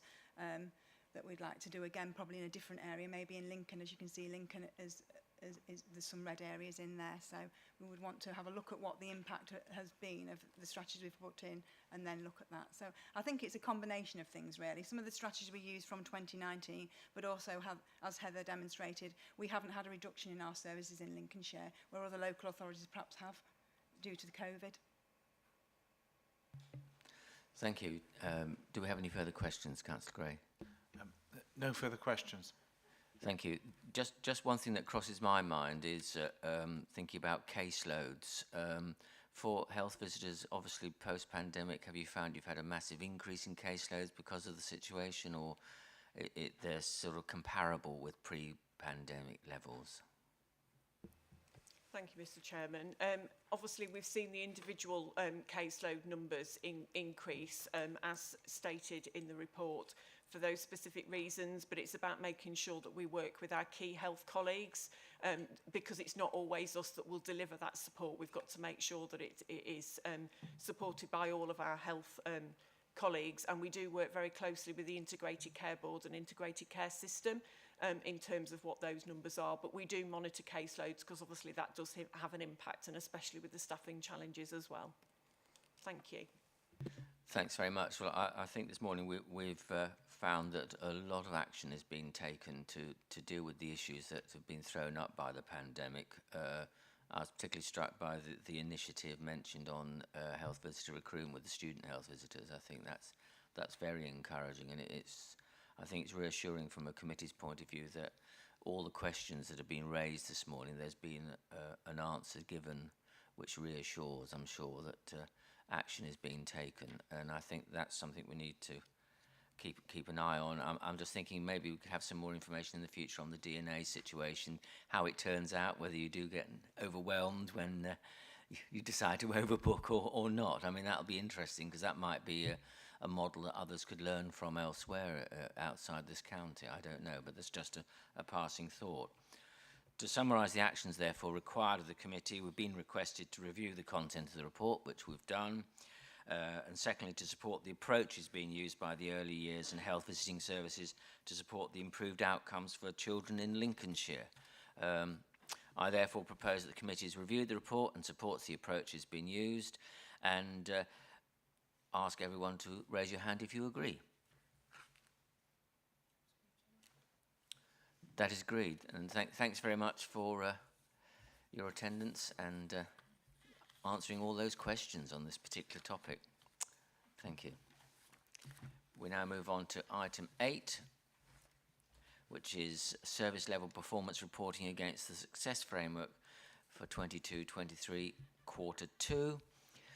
This item sets out the quarter 2 performance for the tier 2 service level performance measures in relation to children's services that are above or below target range. And I'd like to invite Jo Kavanagh, Assistant Director Early Help, to present the report. So it's over to you, Jo. Thank you, Chairman. I will try and keep my input fairly brief to you because I know you've had a lot of information already this morning. So I'm pleased to report that of the measures, 3 have exceeded their target, 2 have achieved their target, there are 2 that didn't meet the target, and then there is 1 that we're unable to report on, which is due to a national reporting database, but I'll just talk very, very briefly through each one. So we've heard already this morning in quite a bit of detail around the joint diversionary panel. This is essentially the thing that is making the most difference to us in relation to our first time entrant juvenile offenders. So you can see, I should have also said that the report looks quite different from previously, and I think helpfully has some pictorial information and the benchmarking, which I think will hopefully be a positive step for everyone in terms of the quality of the information you've got in the report. You can see that we've exceeded the target, so our rate is 106 young people out per 100,000, and this rate relates to young people who are either given a caution by the police, so a formal caution, or attend court and are convicted and sentenced at court to whatever community sentence that might be, or to a custodial sentence. They enter the criminal justice system on receipt of one of those things for the first time, if that makes sense. So the joint diversionary panel attempts to keep young people out of that system and is really successful, hence the lower number, and how you can see how we benchmark positively with our regional and family yacht averages, as well as against national. The second is in relation to the time taken to match a child to an adoptive family. Again, we exceed our target, and you can see positively benchmark there as well. I'm really pleased to say that for the first time for a little while, you can see the benefits of the really determined efforts of the team in relation to 16 and 17-year-old children in care participating in learning. So we've seen a small increase in that, and I think that's really about lots of things that we've discussed here previously, and I know are a real focus at corporate parenting around the engagement of that cohort of young people and some of the challenges that they're facing, but we're starting to see the positive benefits of the collective efforts of our teams around that.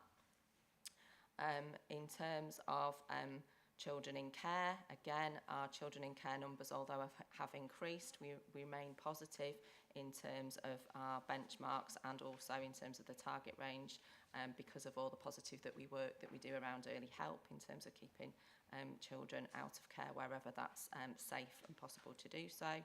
Our care leavers in suitable accommodation, again, remains within target. And the ones that didn't meet our target are, you'll have heard us speak about this previously, those rate of actual numbers of children subject to a child protection plan. And again, we've heard already today the impact of the pandemic. Families have faced different pressures than they've had, and their availability of their network has had an impact. But we are starting to see some reduction in the numbers of children subject to a child protection plan, which is really positive.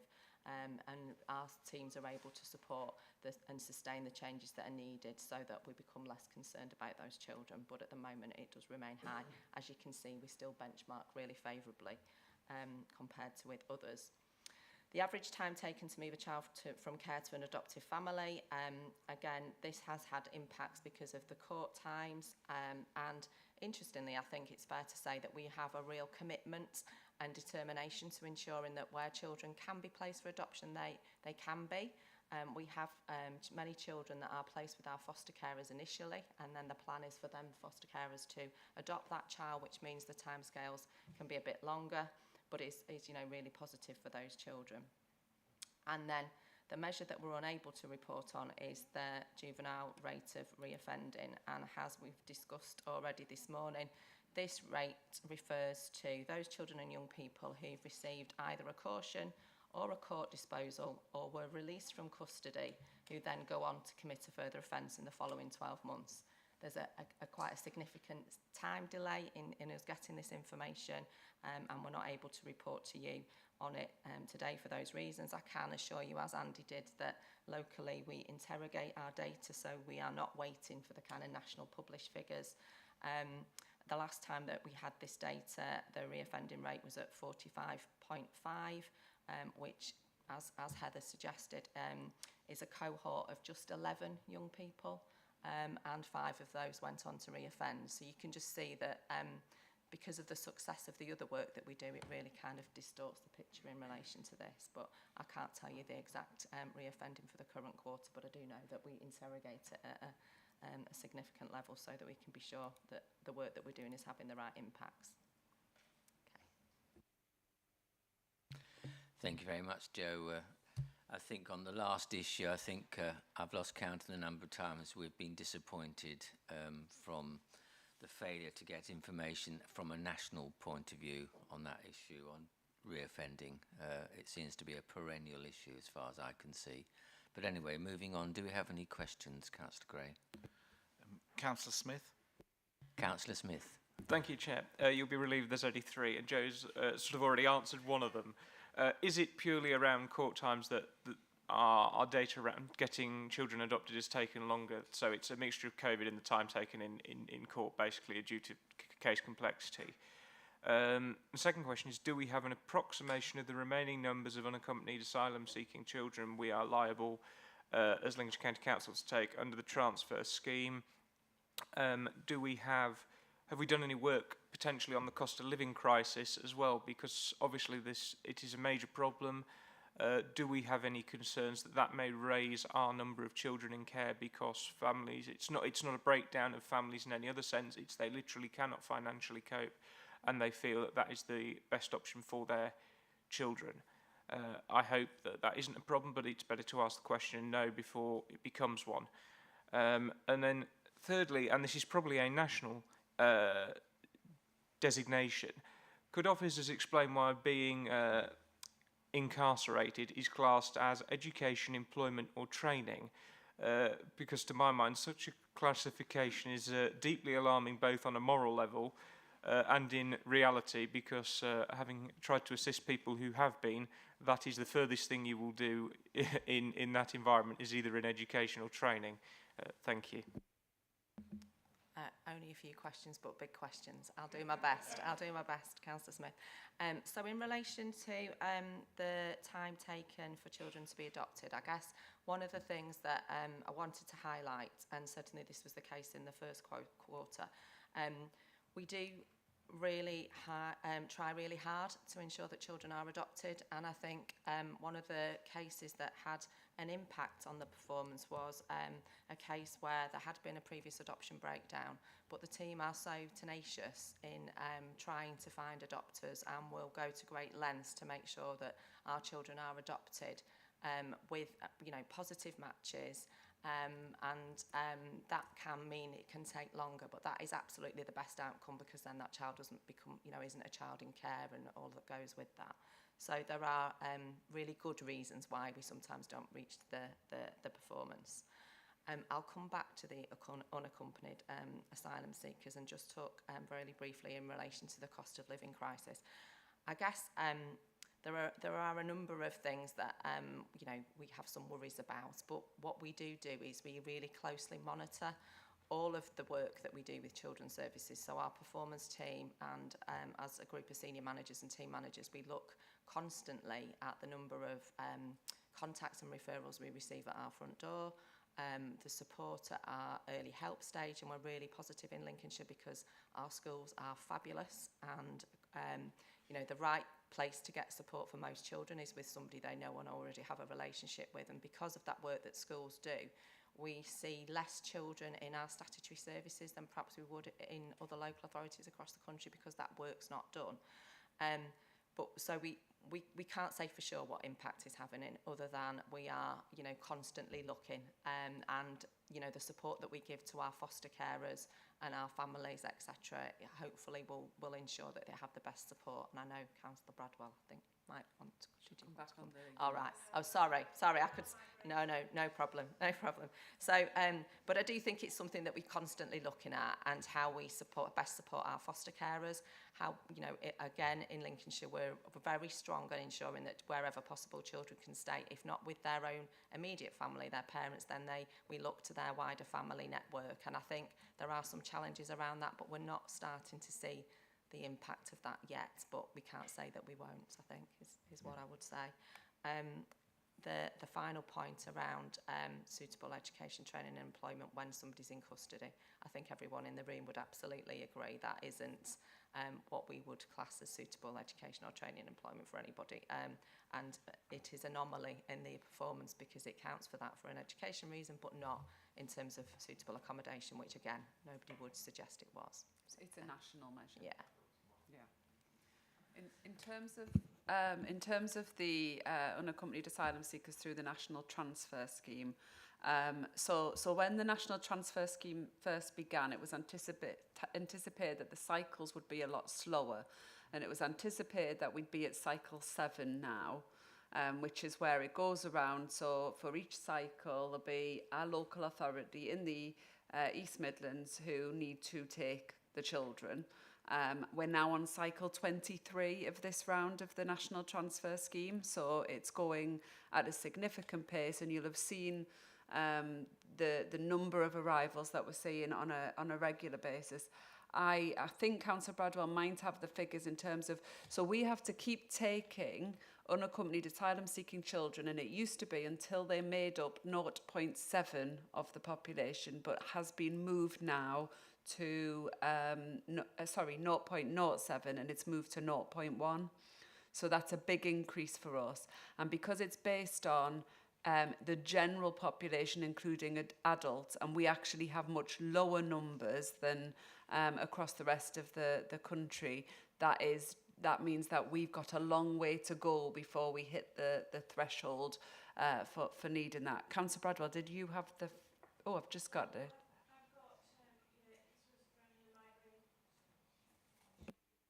I've got a fog on. This was from last week, actually, when we were at the Migration Board. And Lincolnshire, we've got a total of 48 UASCs. I hate calling them that. And then under 16s, we've got 4. But we have taken a lot more. Our number of you asked to reach 0.1, we're 99, and there's Nottinghamshire's 111 and Derbyshire's 100. So we are third. Everybody else is taken considerably less than that. But obviously we all play our part, and I think the thing is as well, we found before, I mean, we put our young people in the accommodation that we use for our own young people who are over 16 and that. And actually we have taken children, haven't we, Heather, because we've got accommodation available, whereas, you know, to just probably turn around and say we can't take them.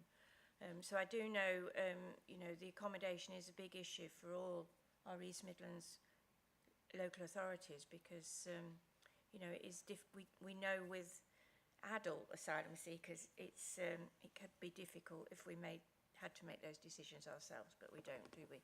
With them, the government make decisions for them. But no, so we're doing our part, we're playing our part, aren't we? And that's what we have to do, or we would have the Home Office on our back. Thank you. Heather, did you wish to come in again? No. Okay. Councillor Gray, do we have any further questions? Yes, Councillor Cleaver. Thank you.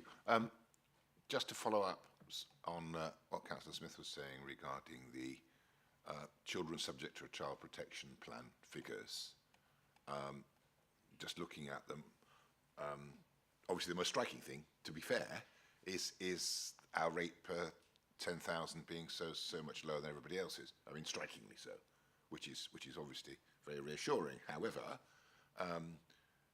given that we saw the spike that we saw between quarter 1 2020-21 and quarter 2, which was the beginning of the lockdown, wasn't it? So that was the sort of immediate effect of the lockdown, presumably, and that was quite a big. That was 450. We went up by 50 from 349 to 403, and then it's been stable. And now suddenly we've got a blip again, a big one again, 50 up by 50, 402 to 452. What is the expectation then of the movement on that? I mean, clearly, if we were to go a lot nearer to our statistical neighbour, it's not something that we want to beat ourselves up about because clearly we're still under. But there's a big scope there for our numbers to increase quite considerably if we're moving towards the kind of national averages. And I'm wondering, you know, is that going to put a strain on our budget and our resources if that were to happen? And what do you think the direction of travel is there? That's a really good question.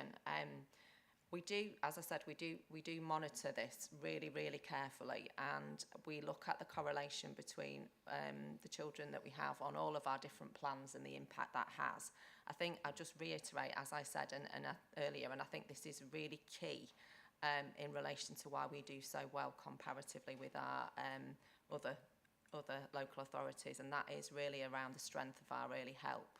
So we have around 3,000 children that are have a team around the child plan, which means they don't have a social worker. It's not a statutory involvement.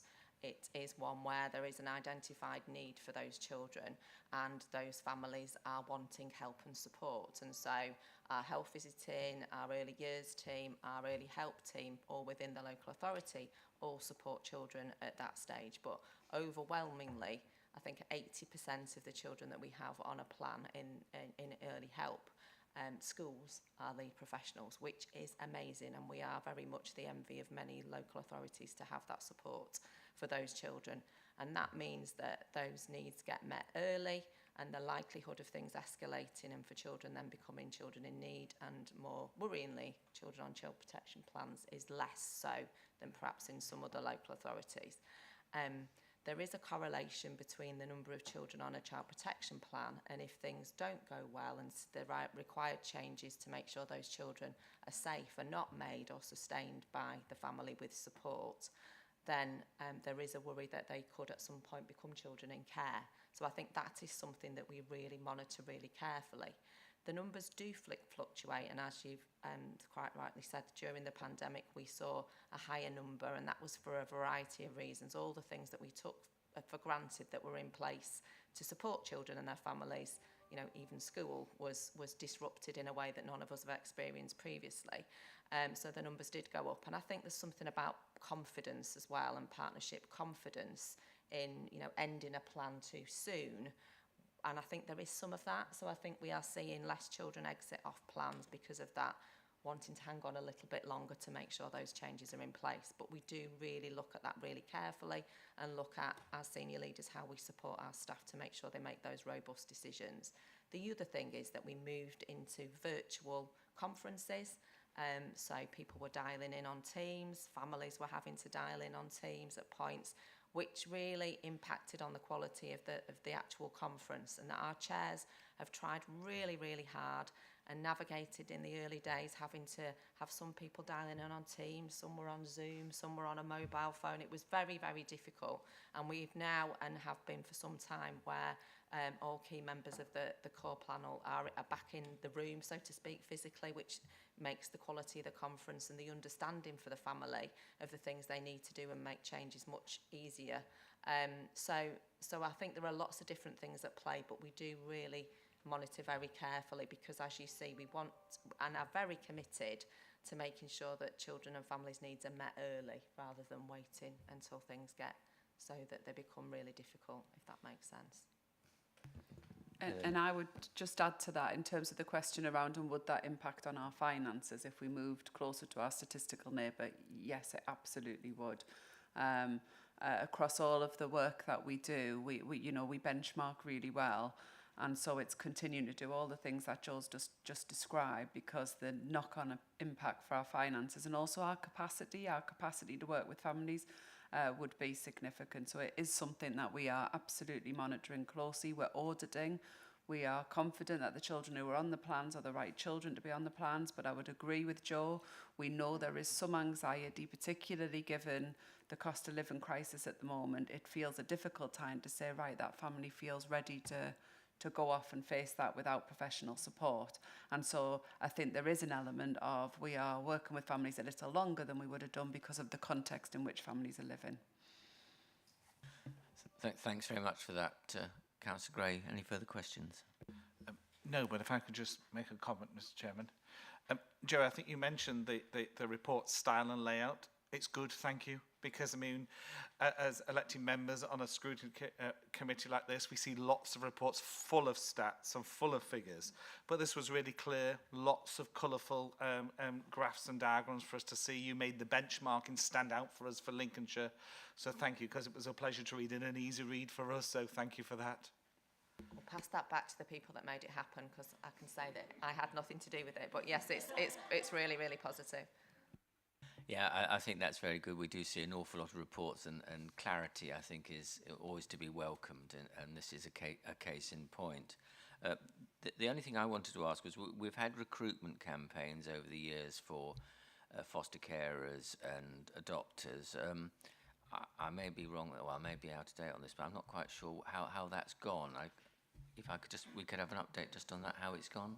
Yeah, thank you. Thanks very much. So recruitment for foster carers is continual for us. It's an area that, again, we benchmark well in, but we do want more foster carers. So we'll take the opportunity whilst we're live streaming, and hopefully the press might pick up on it, to say Lincolnshire does need more foster carers. We do need people who are able and willing to step up. That can be for long-term foster caring, it can be for respite foster caring, where you support children intermittently, and we would welcome any interest in that. If you go to our website, I want to be a foster carer, put that in and you'll get those details there.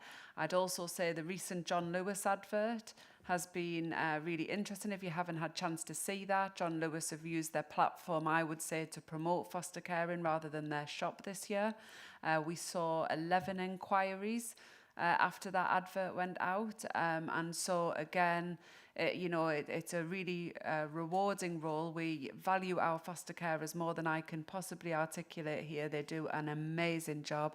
They spoke at a national conference that Councillor Bradwell attended to talk about the support they get from the council. But it's an ongoing recruitment for us, and lots of our foster carers are reaching an age where they would like to put their feet up. And so we're really, really hoping to inspire a younger generation, but the older generation are welcome to stay as long as they want across Lincolnshire. So if members could reiterate that message everywhere they go, if people are interested in helping vulnerable children in their own communities, please get in touch with us about foster caring. Thank you. Thanks very much, and it's very interesting to hear that the advert for John Lewis has actually promoted interest here in Lincolnshire. I think that's fantastic, and I'm sure members can play their part locally promoting it. I know quite a number of us do mention it from time to time, and now we can just refer people to the website, so that's great. Do we have any further questions, Councillor Gray? No further questions. Great, thanks very much. Again, to review what's been required of us, we've been invited to review and comment on the performance of the measures that are either above or below target. Well, I think we've done that pretty thoroughly this morning. I therefore propose that the committee has reviewed the report and is satisfied with the performance of the measures that are either above or below target. And obviously a number of comments have been made, which Tracy has recorded. So can you please raise your hands if you agree with that? That's agreed. Thanks very much. We'll now have our customary 10-minute break and reconvene at 20 to 12. Thank you very much.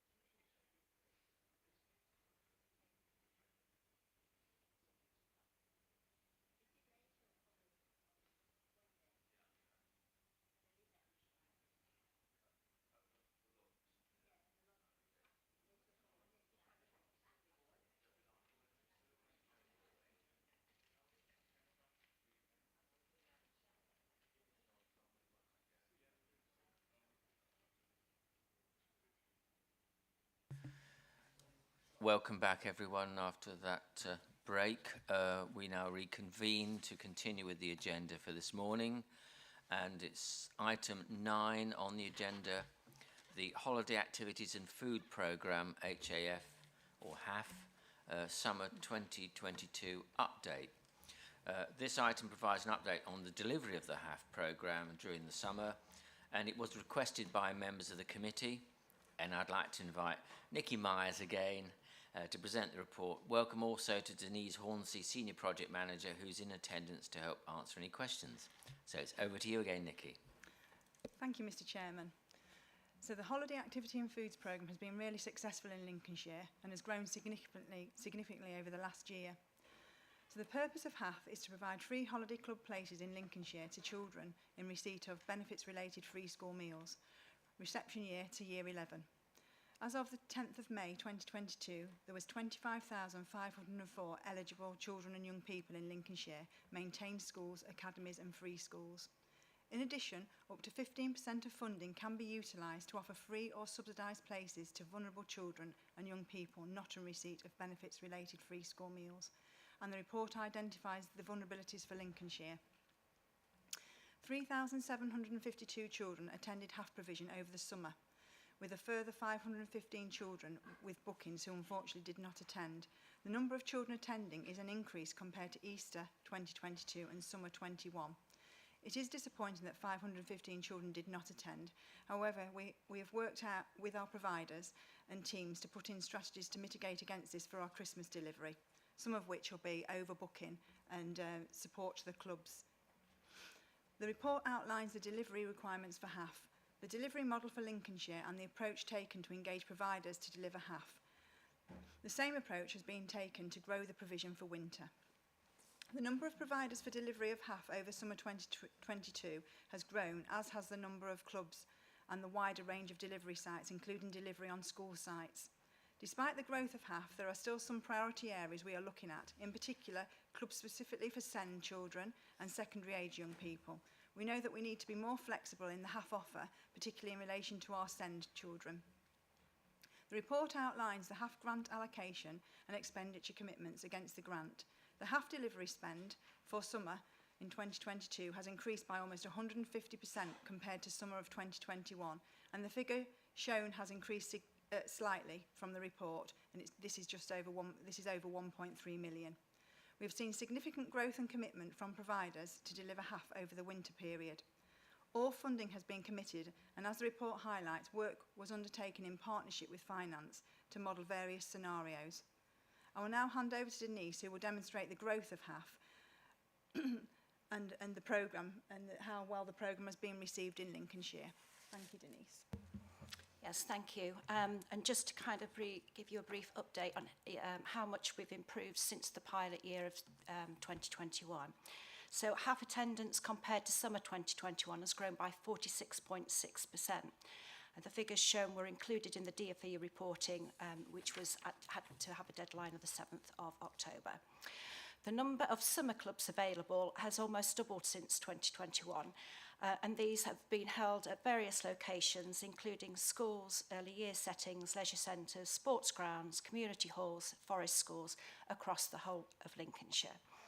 During the summer, children were entitled to 16 sessions during the holidays. Working with Children's Commissioning, we invited existing providers to determine whether they could offer more provision, as well as reopening the open select process for third parties and expression of interest for schools and early years as part of our strategy to increase provision. I'm delighted to report that for Christmas 2022, we're delivering that and working hard on setting that up as we speak. Children are entitled to 4 sessions. HAF improvements have been made to the booking system, and we hope that this will be a better experience for parents and HAF providers. So a brief outline of what Christmas delivery will look like is that we've got 64 providers across 122 sites. 31 of those are third party, 22 early years, 11 schools, and we are actually utilising 42 school sites. So it's really good news that we're getting better engagement from school. HAF will also be providing and delivering a bespoke package for refugee children and hoping to encourage up to 150 children who have that status. We have approximately 25,000 sessions available for this Christmas holiday. We do have some funds reserved in the event that we still have to grow the programme for Christmas and if the demand exceeds provision. And we don't yet know what those additional costs around send will be. Providers may request further funding to accommodate an increase such as premises costs and also to ensure that we are providing a good offer. We have been recognition has been given to Lincolnshire and the HAF programme for all the additional work that we've done around good value for money, and we've actually presented to other local authorities and the DofE as to how we've done that and what that added value has brought. So an example of that has been the Lincolnshire Co-op and the Asda Branston potatoes. I don't know whether anybody was aware, but we had 3 tonnes of potatoes delivered to county offices over for the summer provision. But we've actually had also free oral health workshops working with dental health. We have had free cooking and nutrition sessions delivered by a former MasterChef contestant and his trusted assistant, and that was also funded by Branston Potatoes. Branston have also funded recipe cards that every child received during the summer, and they've agreed to fund some more cooking workshops and recipe cards for the Christmas provision as well. So those recipe cards are based around the cost of living crisis, making sure that people can cook those recipes in microwaves, not just relying on the fact that families may have ovens. We have now managed to have a wider geographical reach, so our mapping is now showing and indicating to us that we are delivering HAF in areas of high need. Where we were struggling perhaps in the summer, we've been able to provide extra cover for particularly around the East Coast. So areas such as Alford and Spilsby and Skegness, we've been able to improve provision because the mapping was telling us that we have a larger number of free school meal children in those places. We've also tried to concentrate on the areas that the QA visits has told us where some of the provision or some of the providers have needed additional support. And again, this has been an area that we've been able to share with the DofE as to how we've managed to secure hot food for virtually every single child during the delivery of HAF.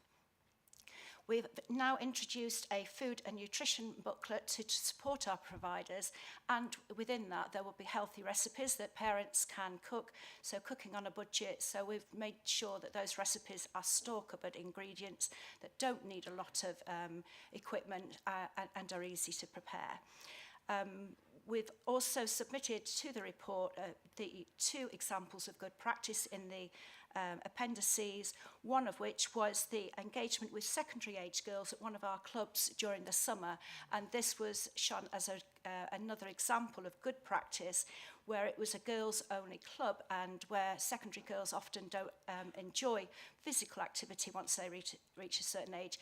But actually this was, the DofE and Childcare Works were really keen as to how this club can engage these young girls in physical activity and the HAF programme. Feedback has been very, very positive. Children have been happy. We've seen smiling faces, and we've seen children access a huge variety of activities and enrichment that they possibly wouldn't have access to within the home. Sports and games, enrichment opportunities such as music, drama, arts and crafts, as well as visits and trips have been particularly popular. Our Lincolnshire music service is particularly popular, and if we could replicate that at tenfold, I think virtually every club would have that. Children have loved being involved in cooking sessions, so we know that children are really enjoying our programmes. Linking it in with public health, we have oral health packs and water bottles so that every child will receive a health and wellbeing pack. I have actually brought, because Councillor Kendrick recommended that I have a bag of tricks so that you knew exactly what that contained. So I have brought that in case you wanted to see that at a later stage. But yeah, really positive and a great programme. Thank you. Thanks very much. Having visited one of the HAF projects in my division, I was struck by the enthusiasm of the people involved. But more importantly, I was struck by how much the children were enjoying themselves and getting something out of it. And I think, you know, you can say it's a job well done when you see that actually happening. So I'd encourage members to see if you can visit a HAF project in your division, should there be one, over the Christmas break. And I think seeing things in reality is always good. Anyway, Councillor Gray, do we have any questions? Councillor Mrs. Kelly. Yeah, I think it sounds really that you're doing a fantastic job, particularly in areas where children are doing things like cooking and physical exercise, etc. This sounds a silly question, but what is a session? Is it a whole day? It can't be a whole day. Is it? Can you just clarify what a session is? And I would just be interested to know when you said, I think it was over 500 people didn't attend. What were some of those reasons? If you could just give me a little bit more detail on that. Thank you. Yes, thank you. So a session is a minimum of 4 hours, and we can go up to 6 hours per session. With regard to the 515 that didn't attend, it's really disappointing. And we have put mechanisms in place to try and avoid that. What we hear from HAF providers is that parents have changed their mind, they've forgotten to cancel, they've changed their plans for that day, and it's a shame really because the children are missing out. So can I just ask, so how far in advance do parents have to book their children in? They can book right up until the club actually is full, but our booking system opened for Christmas on the 18th of November. So they can book, but they can also cancel. Okay, yeah, thank you. Thank you. Any more questions, Councillor Gray? I'd like to ask, if I may, Mr. Chairman. By all means. Thanks very much for the report. Clearly, HAF is a very, very successful programme and it's a great project. But I just want to cover one aspect, though. What's happening to extend it to areas where you don't offer it now? I mean, I'm the County Council for Horncastle. And as our chairman has just said, he's invited members to go and see what's happening in their division. Then nothing happens in my division. I'm Horncastle, and I also have 36 parishes too, so one of the biggest divisions in this county. No HAF provision whatsoever. So I'd like to know what's happening, please. I mean, it was pointed out to me just recently at Horncastle Town Council by town councillors. Councillor Gray, what's happening? Coningsby has provision, Woodall Spa has provision. What's happening? And even more embarrassing for me was, and annoying, that the Youth Council also came at me. I've had emails from the Youth Council members to say that, Councillor Gray, our friends in Coningsby and Tattershall can go to things during the holidays, but in Horncastle we haven't got any transfer. Our mum and dad are working during the day. We can't get to Coningsby and Woodall Spa. So just a plea really, I mean, what do you do? You may well have plans, and hopefully you can tell me what plans you are to extend that great work you're doing elsewhere, because nothing happens in my town and 36 parishes, nothing happens. Oh, thank you for that question. I can confirm that Horncastle has always had a club, so Horncastle Primary have usually had a club, but they're having extensive work done at the school, so they were not able to. Our HAF provider went to several of the secondary schools, but the amount that they wanted to charge for the premises was cost prohibitive. So we did try, but we do have a club at in Horncastle this Christmas. Oh, that's good to hear. So there's one happening during this Christmas holidays. Yes. So I can report that back to the Youth Council. Okay, yes. Thank you for that. Thanks very much. Councillor Cleaver, I believe you have a question. Yeah, and just an observation, really. I was lucky enough to go and visit one of the centres in Stamford during the summer, and I was incredibly impressed. I mean, it was just so well organised and so full of happy, smiling people, both adults and children. And everyone was so highly motivated. It was really impressive to see. So it was great to see something like that in my own division, for which thank you. And I'm looking forward to seeing the same again in Christmas holidays. Lovely, thank you. Thanks very much. Yes, I was just going to say that we've got lots of clubs in the Stamford area, and one new one is a theatre one called Wildcats, which yeah, we're very, very excited about, but we've got lots of clubs in that area. Thanks very much. Councillor Gray, do you have any other questions? Nobody indicating, Mr. Chairman, no. Oh, right. Well, I'll throw in a question then, really. Obviously, it's a very successful programme, it's expanding and so on. How are we keeping members of the public and perhaps members of the council informed about what's going on? Because I think it's something we should be very proud of, and we should acknowledge the support we get from businesses. You've mentioned Branston potatoes and the co-op and so on. I did have a vision of tons of potatoes being dumped in the car park at the rear. I know that didn't happen, but it just had this visual thing there of that. But how are we publicising this? Because obviously it is a very valuable thing for young people. We do have a marketing plan, and I know that Ethan is here with us, and we do have a marketing strategy so that we try and get this message out, and it is a good news story. So where we have an opportunity to share, we do, and I know that Ethan works very closely with me to try and share that good news. Thanks very much. Heather, you wish to come in? Yeah, and just to say in terms of the potatoes, Councillor Bradwell did write to all the people who added additionality to the schemes in Lincolnshire to thank them for their support, because I do think, again, as Denise said, we stood out nationally. You know, our communities really wrapped around this, so I think that was a real positive as well. Thanks very much. That was going to be my next question. How do we recognise the support we get from businesses in the county, which is great. Any further questions? No further questions. Fine. Well, thanks very much. The actions required of us as a committee in this respect are to review and comment on the holiday activities and food programme for the summer of this year, which we've done. And I'd like to propose, therefore, that we've reviewed the report and is satisfied with the HAF programme for the summer.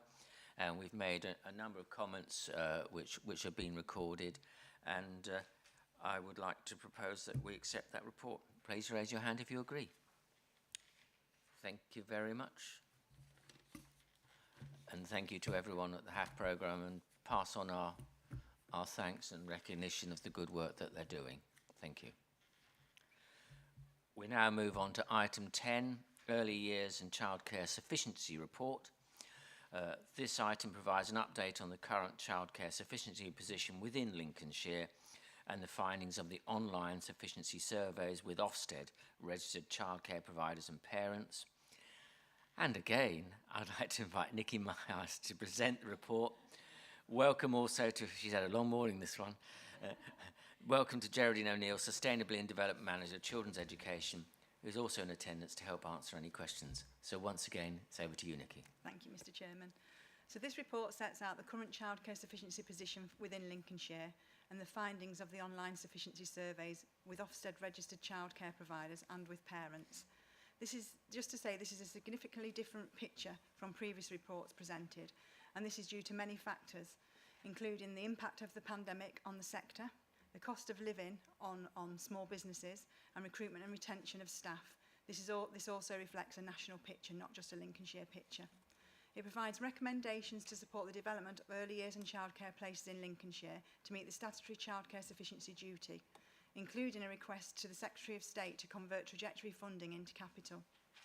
The local authority must report annually to elected council members on how we are meeting our statutory childcare sufficiency duty to secure sufficient childcare and make this report available and accessible to parents. Early years and childcare support offers childcare providers access to effective support to deliver the requirements of the early years foundation stage framework and ensure there is sufficient provision available for families in Lincolnshire. This support enables providers to effectively meet the needs of children, with a particular emphasis on the most disadvantaged and vulnerable families, to reduce inequalities in child development and promote the school readiness agenda. The Children and Young People Scrutiny Committee is asked to consider our proposals to develop childcare places in Lincolnshire where current childcare gaps exist, and support the recommendations to capitalise £780,000 of dedicated schools grant revenue funding through disapplication request to the Department for Education for Secretary of State approval. Thank you. I will now hand over to Geraldine to provide an overview of the content of the report. Thanks, Nikki. So, to report annually on the childcare sufficiency position, we complete an annual survey with all early years and childcare providers across Lincolnshire. The survey aims to understand the places that are being offered by those providers, the children that are accessing those places, and then gives us a capacity position within the market. This then provides us with a sufficiency position and identifies any gaps within the childcare market across Lincolnshire for us to then address as a service. The survey this year was completed at the end of April, going into the first 2 weeks of May, and we had a really good response rate from the early years and childcare sector. We had 95% of responses from all of the providers offering early years places, and we had 100% of responses from all of the clubs offering before, after school and holiday provision. So we were really pleased with the response that we had from the survey. Alongside the survey that we complete with childcare providers, what we also did was have a parent survey that was running parallel to that to really understand the demands of parents and families across the county. We used the Let's Talk Lincolnshire platform to host that survey with the public, and that wielded almost 1,500 responses from parents across Lincolnshire, which was a lot higher than we've received previously, so we were really pleased with that engagement. We got a large response from parents with school-aged children, and we know that there were some areas that were identified as needing after-school childcare provision, and we've already been working with schools in Lincolnshire to develop some of those places already. A large number of parents said that they were unaware of the Family Services Directory, which is our online platform for families to understand what childcare is available to them. So we're doing a lot with our digital colleagues and our engagement team to try and raise parents' awareness of the online platforms that are available to them so that they understand what childcare is available locally. And we're doing more of that through the Family Hubs programme, and we'll be doing more digital engagement with families as well there. Within the sufficiency report, we identified that we've created some graphs and maps to look at the sufficiency position, understand the occupancy levels across the county, and identify the gaps. That's then led for us to be able to develop a childcare delivery plan to identify the areas in the county where we're going to focus some additional support. We're working with existing providers and schools wherever possible to develop places across the county. There is a growing concern across the childcare sector in terms of sustainability. As Nikki's alluded to, we are in a different position this year to what we have been previously. We know that there are concerns financially with the childcare providers in terms of the cost of living crisis, but there are also increasing insurance premiums for childcare providers, and also, more significantly, the staff wages and the increasing costs there. That is a national concern, and it is something that we are working with our colleagues in the Department for Education on, and our regional colleagues across the East Midlands. We've been working on plans to support the recruitment and retention concerns. We have a digital campaign that's been launched to try and support and promote a career in childcare. So we have more people coming in to the market. We are supporting providers. We have a really dedicated early years and childcare sector in Lincolnshire, and we are working with them wherever we can to expand the places that they offer. So alongside the recruitment and retention campaign, we're also looking at delivering additional places with existing providers that are already in the marketplace, and we hope that that will really support some of the pressures that we are seeing. We know that there may be additional closures in the future, and there have been this year more than any time previously. But again, we are working with sector to expand places where possible and develop new places where that's possible as well. Thank you. Thank you very much. Councillor Gray, questions? Councillor Hall. Councillor Hall. On page 76, it mentions that 61% of parents who responded thought that they had sufficient childcare to meet their current needs, which means that 39% don't. It goes on to say that almost 200 parents found a lack of places locally prevented them from accessing provision. What is being done in those areas where it is a challenge to meet the demand for places? Yes, thank you for your question. So we are actually working on our delivery plan so that we're identifying the pockets where there are a lack of places. With some of the parents that identified a shortage, we've worked with some schools to develop the places. Schools obviously sometimes are limited to term time only arrangements. So in those instances, we're working with private and voluntary providers as well. Some providers are finding that they have additional space, but perhaps they haven't occupied it before, so they're making new places available, utilising some of the space that they already have in some of their buildings. With some schools, they're outsourcing providers coming in to utilise the buildings so that they can offer after-school provision and have somebody deliver that service for them. So we're working on a number of strategies to try and support some of the shortfall in places. Thanks very much. Councillor Gray, any further questions? Councillor Smith. Councillor Smith. Thank you, Chairman. It's very brief. What work is being done to meet the needs of children and young people with SEND with respect to childcare?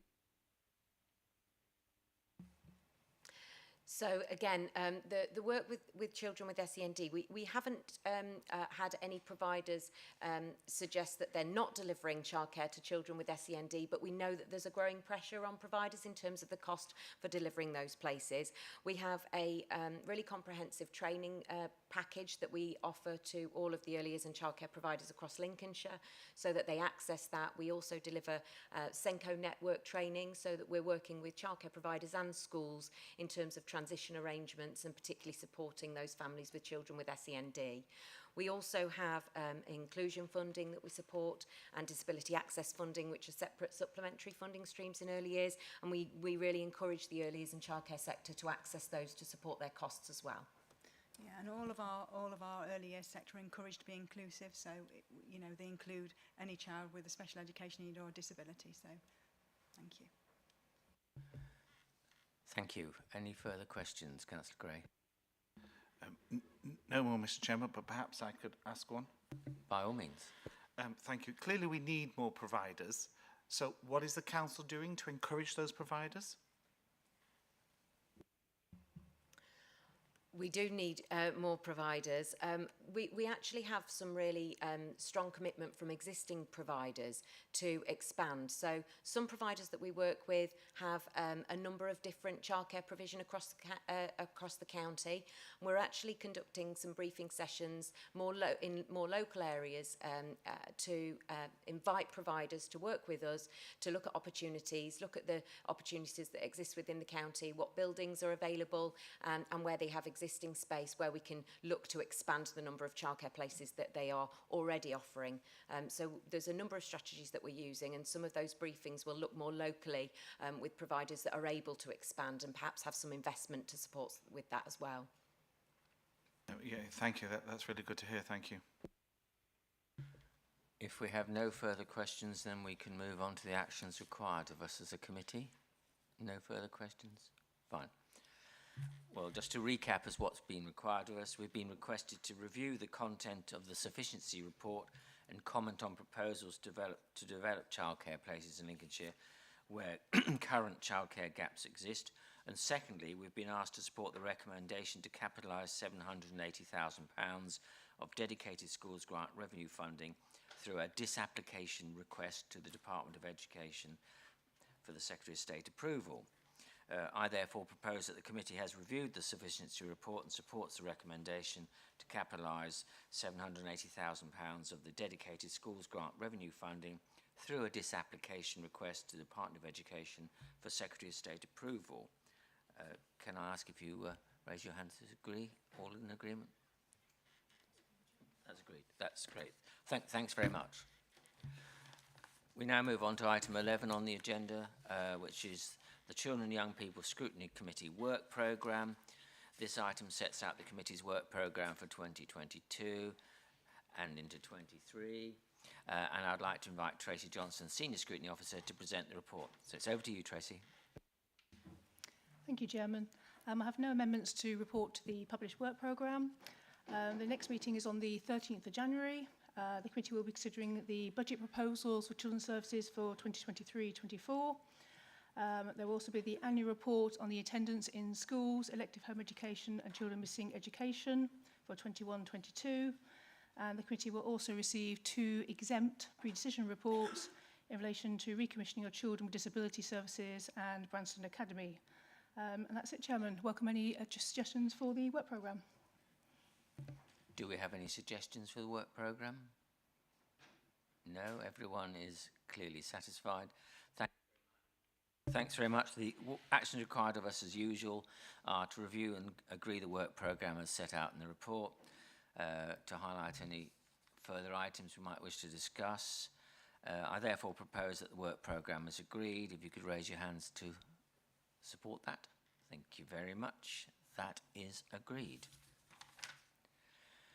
We now move to item 12, which is consideration of exempt information.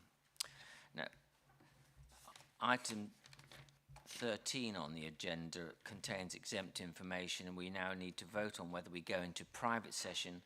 I therefore propose the following motion, that under section 100A, brackets 4 of the Local Government Act 1972, the public and press be excluded from the meeting for the following item of business on the grounds that it involves the likely disclosure of exempt information as defined in paragraph 3 of part 1 of Schedule 12A of the Act. Do I have a seconder? Councillor Smith. We'll now vote on the motion. You're voting whether you support the motion to exclude the press and public for the remainder of the meeting. All those in favour, would you please raise your hand? That is unanimous. Right, thank you for that. We now pause briefly while the live stream is switched off.